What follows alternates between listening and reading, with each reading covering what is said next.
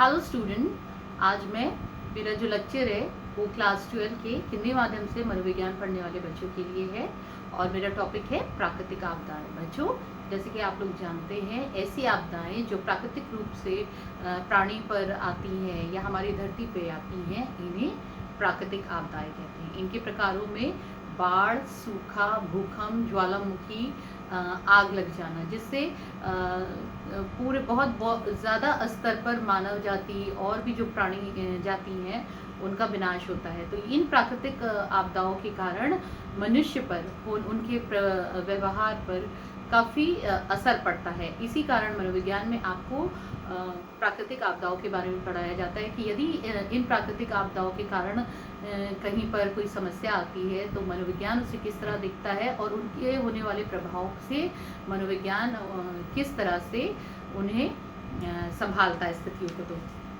प्राकृतिक आपदाएं वे संकटपूर्ण परिस्थितियां होती हैं जो प्रकृति प्रदत्त होती हैं और समय समय पर ये आपदाएं उदय होकर देश तथा जन जीवन को अस्त व्यस्त कर देती हैं। कभी कभी मनुष्य द्वारा किए गए कार्य इनके लिए उत्तरदायी होते हैं, जैसे कि प्रदूषण है या बहुत ज़्यादा हम खनन कर लेते हैं पृथ्वी को, इसके कारण सूखा पड़ने लगता है।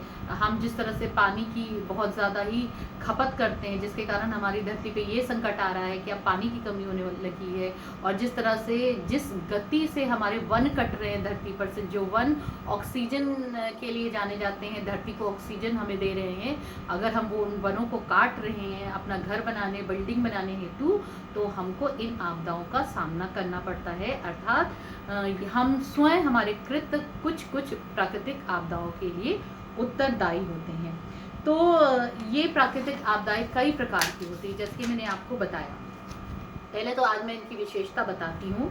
ये अल्पकालिक होती हैं, जैसे कि कहीं पे भी भूकंप आता है या बाढ़ आती है या सूखा पड़ता है, ये बहुत शॉर्ट टर्म के लिए आती हैं, लेकिन इनके प्रभाव दीर्घकालिक होते हैं। अनियंत्रित, इन्हें मनुष्य अनियंत्रित नहीं कर पाता है, इनकी भविष्यवाणी करना असंभव होता है, इनका प्रभाव व्यापक, काफ़ी ज़्यादा मात्रा में जनजाति को ये हानि पहुंचाती हैं और इसके कारण होने वाले दुष्प्रभाव के बाद जो समायोजन करना पड़ता है उसके लिए बहुत संघर्ष करना पड़ता है।